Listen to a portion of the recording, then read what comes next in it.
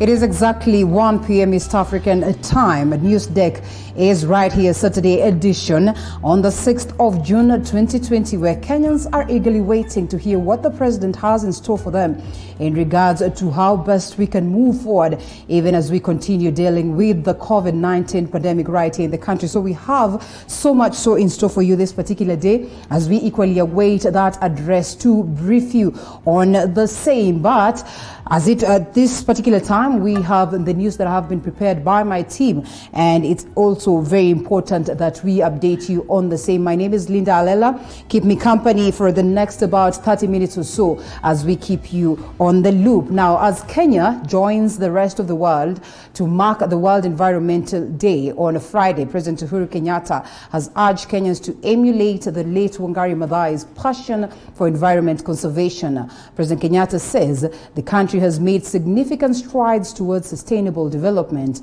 restoration and preservation of its biodiversity. Speaking at the Nairobi Arboretum, where he led government and private sector representatives in a tree planting exercise, Kenyatta challenged Kenyans to ensure that the heritage they have is protected to future generations as a gift. It was a befitting moment as President Uhuru Kenyatta led the nation by example in commemorating this year's World Environment Day at the Nairobi Arboretum, a day celebrated for the last 45 years to promote worldwide awareness and action for the environment. This as the head of state paid tribute to conservation efforts of great Kenyans like the late Nobel laureate Wangari Maathai, that the country remains one of the most biodiverse nations in the world. And what is our part? That must be to leave no room for doubt about our commitment to preserve the biodiversity that we as a country have already enshrined in our constitution, statute laws and government policies. During the event, the president also witnessed the groundbreaking for the development of a borehole that will assist in the setting of a 1 million tree nursery in the park. I do believe this is why the late Wangari Maathai, our Nobel Peace Laureate, chose to celebrate our environment and to dedicate her life to protecting it. With concerns rising on the negative impact that infrastructure projects could have on the environment. Here in Kenya, I do say that we take pride in the progress that we have made and continue to make towards sustainable development. Kenyatta also called for closer cooperation between government entities, the private sector and local communities in the fight to save the environment. David Mudhoka for TV47. And KEG Distributors Association has come out to critique the recent proposal by Treasury to increase tax on beer made from sorghum, cassava or millet, terming it as ill-timed at a time when the industry is already reeling from the effects of COVID-19 pandemic. According to the distributors, the proposal could lead to the loss of up to 330,000 jobs as demand drops due to a price hike of the affordable beer. Now, the alcohol beverage industry has been among the hardest hit by the COVID-19 pandemic in the country, with a massive increase in illicit brew consumption due to closure of bars.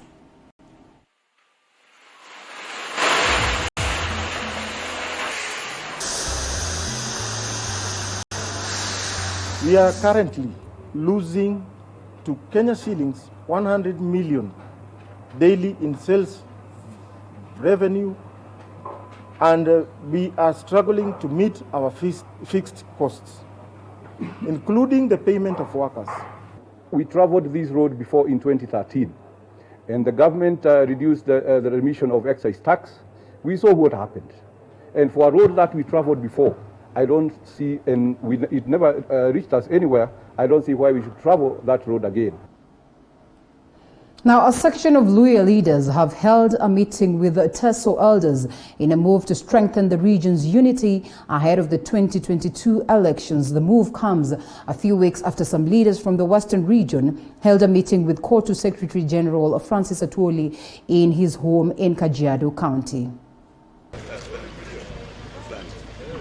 Led by Kakamega Governor Wycliffe Oparanya and Devolution CS Eugene Wamalwa, Luhya community leaders called on the people of Mlembe Nation to unite and forge a united front in readiness for 2022. Na sisi tutaendelea kuleta hao watu pamoja vile resolution ya Kajiado ilisema tulete hawa watu pamoja. Wale ambao walikongamana kule Kajiado, tulikuwa na magavana wetu wote watano, maseneta wetu na wabunge karibu 40, wote wakatupa majukumu mazito sana na Bwana Oparanya ya kwamba tuje tuweze kukaa pamoja, tulete jamii zetu pamoja. The elders endorsed the Kajiado meeting that was organized by Court Secretary General Francis Atwoli a fortnight ago and urged Luhya leaders to support the handshake and the BBI process fully. That we endorse the resolutions by our 5 governors and 40 MPs and senators from our region made on 29th May 2020 in Kajiado. Sisi wote katika Western, makabila matano katika Western, tuna support. The duo, together with Busia Governor Sospita Ojamong and Teso elders at Okilidu village in Teso South, endorsed Governor Oparanya and CS Eugene Wamalwa to champion the interests of the region at the national level. And welcome their decision to work together towards achieving a unity of purpose in realizing the economic transformation of our counties under the leadership of Governor Wycliffe Oparanya and CS Eugene Wamalwa and Honorable Sospita Ojamong. Mlembe Nation unity talks come at a time when discord is evident in Ford Kenya, where 2 factions are jostling for the control of Kenya's second oldest party. Eli Logova, TV47, Nairobi. Thanks, Eli. And still on matters politics, a group of youth from the northeastern region have come out to thank President Uhuru Kenyatta days after Majority Leader in the National Assembly was spared from the Jubilee purge. The youth emphasized that Duale was retained because of his competence and not out of favoritism.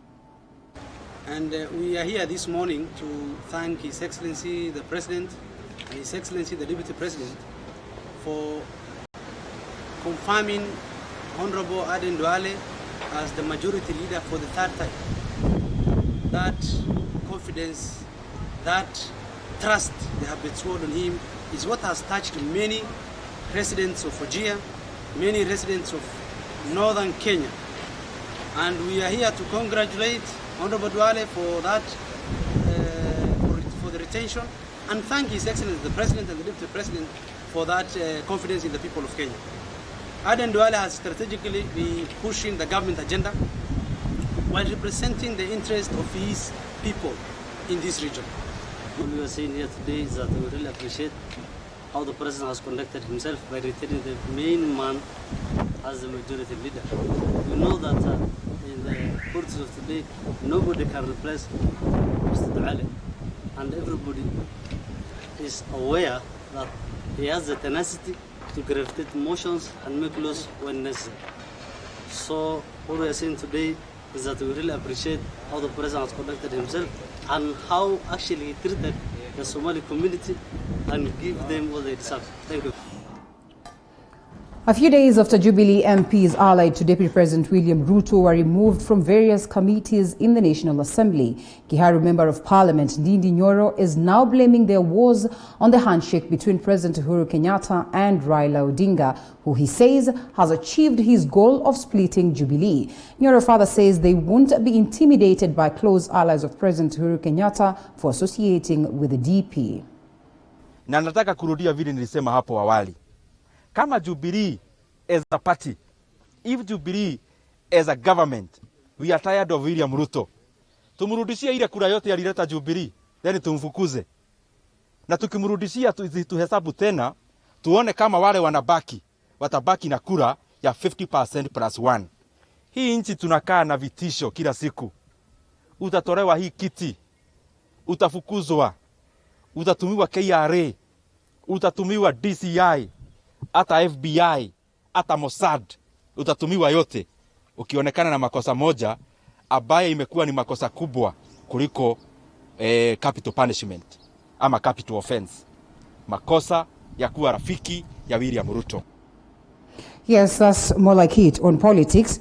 And now to an interesting story here prepared by Zainab. The government's intention of implementing a home-based quarantine protocol has elicited mixed reactions from many Kenyans. Some fear the move could lead to a spike in COVID-19 cases in the country.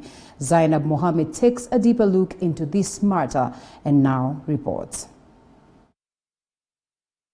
Just 3 months since Kenya recorded its first coronavirus case, and the number of cases in the country has continued to spike, with most quarantine facilities struggling with congestion. This has led the government to opt for a home-based quarantine protocol for asymptomatic patients, a new concept that has left Kenyans with many unanswered questions.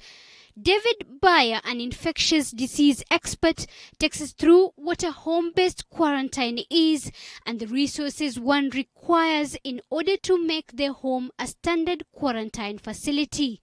A good home care kind of isolation will need to have a room which is separate from the rest of the family, where you'll have your own toilet, you'll have probably a way of getting your food into the room without getting in contact with the rest of the family. Because if you get contact with the rest of the family, you spread the COVID to them.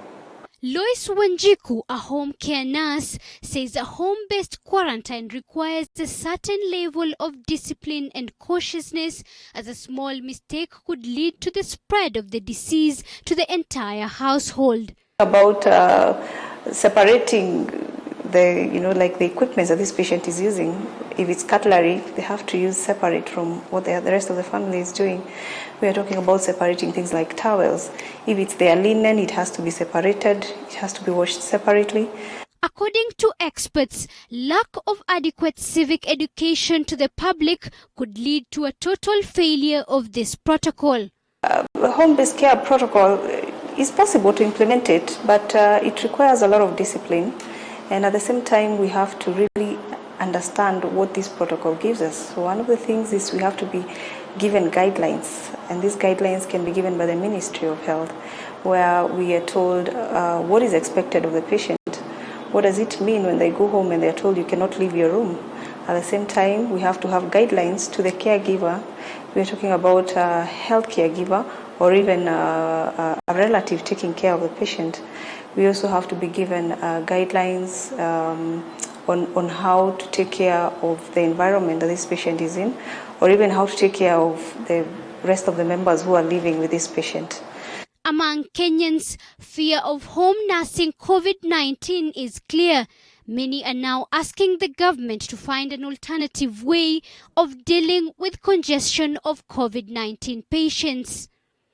Kwa tricky kidogo kwa sababu huyo mtu lazima atatoka nje, maybe anataka kwenda haja ndogo ama haja kubwa, hata kama ni kama hizi apartment, lazima atatoka nje, unaona, na ataona hii kitu, maybe hata notice haraka niko na hii kitu. So the more anaendelea kutembea kwa hiyo compound, the more ana spread hiyo ugonjwa. Wakiachilia wagonjwa wakae kwa manyumba jinsi nilisikia wakitangaza, hii ugonjwa itasidi na huenda itapita na sisi wote, hatutaiweza kudhibiti. Kwa hivyo kile ningeona serikali ingefanya hivi, ingejikakamua. Despite the home-based quarantine protocol being implemented in other countries, the question on whether or not it will be a success in the country remains unknown, and only time will tell. For TV47, I'm Zainab Mohammed. And from that news story, News Deck takes a short breather. We'll be right back with much more.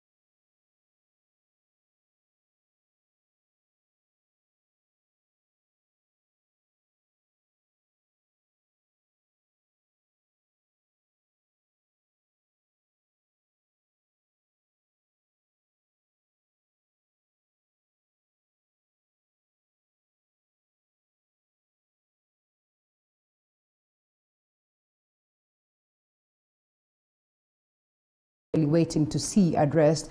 One, of course, key, as he is expected to tell us more on what he intends to do on the curfew that was put aboard in regards to ensuring that we tame the spread of COVID-19 in the country, not forgetting the cessation of movements across different parts of the country, Nairobi, Kilifi, Mombasa, a couple of other places where, of course, the numbers of COVID-19 were highly on the rise and are considered to be hotspots of COVID-19. Most importantly, all eyes are still on the president in regards to how best we can handle the stalemate that we witnessed today on matters education. Lots of stakeholders coming together towards ensuring that they chart the way forward on what we can do. I mean, for our children, most importantly, the ones who look to, of course, a seat for their national examinations. But as the CS had said, I mean, every other child with matters education is important.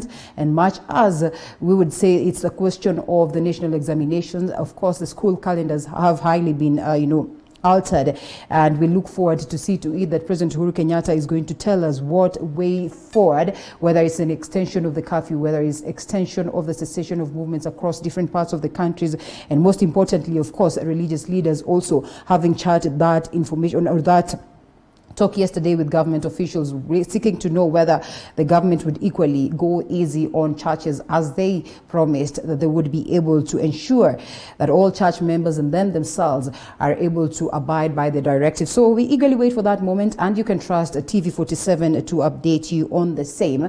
But let's take a look at this still on matters COVID-19. As the COVID-19 continues to spread in the country, some Kenyans have been in the forefront of sensitizing their fellow countrymen in taking measures set by the government to curb the spread. Irrespective of their status, they have devised ways to make sure that they play a part in the fight against the spread. Here is the story of Samson Waithaka, who lives with disability, but that has not limited him, as Mwangi Maina reports.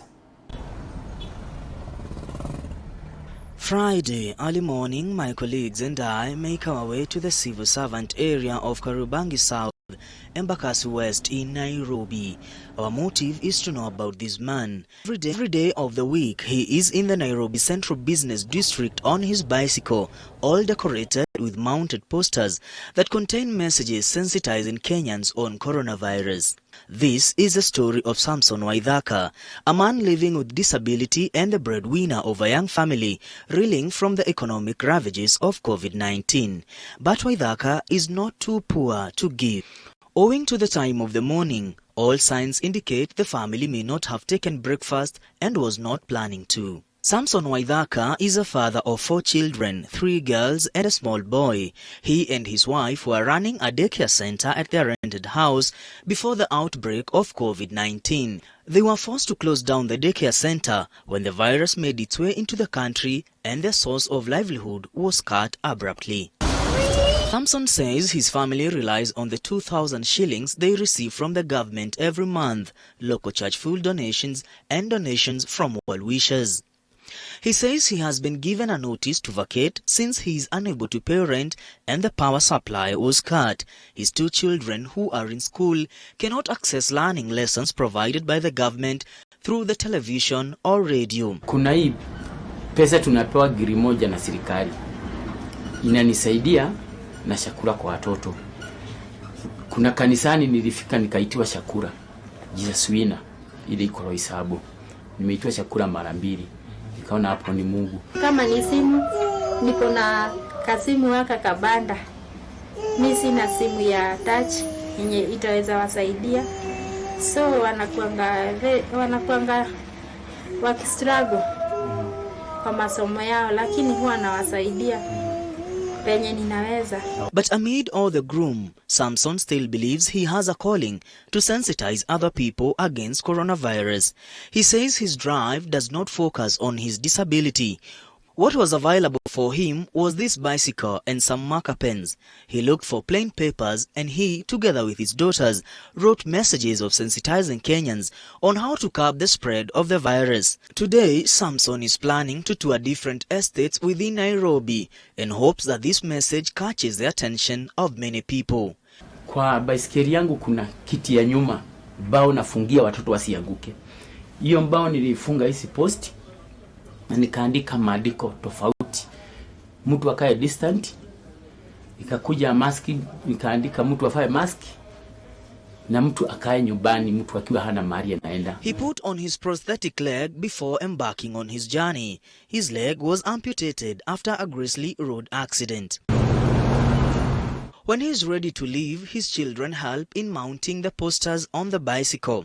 Wife says she's comfortable with what her husband is doing despite him being jobless. Nilikuwa tunamwombea wakati akiwa safarini kwa sababu hii ni kama yani anaenda kupigana vita, ndio hii mambo ya watu ati mambo ya kuwe chini, kazi zirudi. The journey has started. He begins with sensitizing his immediate neighbors and cycles towards the main road, one pedal after another, and eventually millions more, all in the name of fighting coronavirus. He makes his first stop to sensitize some boda riders and washes their hands. The journey continues, and he does the same thing to other people he meets along the way. We leave him to continue with his journey to Nairobi, but along the way, we meet his wife and children, and we get interested to know what they are up to. Sasa mimi naenda nikae pale kwa uwanja, nikae tu hapo, juu nikikaa kwa nyumba watoto watanitisha chakula, na sasa sina chakula ya kuwapea. 2 hours later, we catch up with Samson outside Ambassador Hotel in Nairobi. People are washing hands from his bicycle, and many are attracted by the posters. He believes the message is reaching home, but many do not know his condition and his situation. To him, it is not a priority. Kama mguu yangu vile nimekatwa, sitakagi baridi. Hata naweza nikafaa mguu na ikatae. Lakini nikiweka hii mguu niwekele kwa baiskeli, hata nikiwa nimeganda bado naendelea. He plans to spend the rest of the day in different bus stops and hopes that maybe, and just maybe, passers-by will appreciate his efforts with some coins that will enable him put food on the table for his family. He's not a beggar. He is a strong-willed fighter with meager resources. Despite his disability, Samson Waithaka has taken it upon himself to sensitize Kenyans on heeding to measures laid down by the government in combating the spread of coronavirus. This is the least he could do, at least within his own means. His biggest prayer now is that this fight will be won soon. Mwangi Maina, TV47, Nairobi. Touching story right there by our very own Mwangi Maina. And let's proceed all the way to Rwanda. Recent measures announced by the Rwandan government approved the resumption of interprovincial travel and passenger taxi motor services in the country, except for 2 districts. And of course, Rusizi and Rubavu, other districts, as there is a steady rise in coronavirus cases in these 2 districts. Diana Iriza, of course, our reporter presented or prepared this for us, so we are able to be updated on equally what is happening or what is the COVID-19 situation in Rwanda.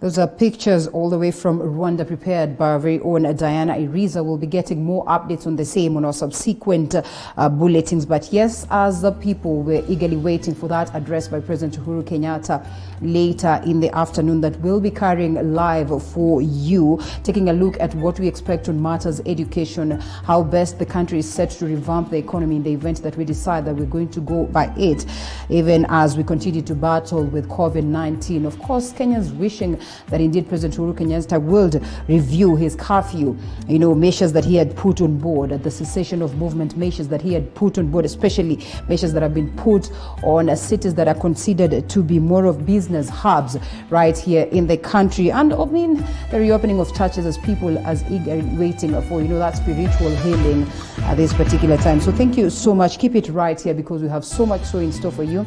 On that address later on at around 2 p.m. We'll certainly be here to update you. Thank you for keeping me company. My name is Linda Alela. Do enjoy the rest of your viewing and most importantly, keep it TV 47.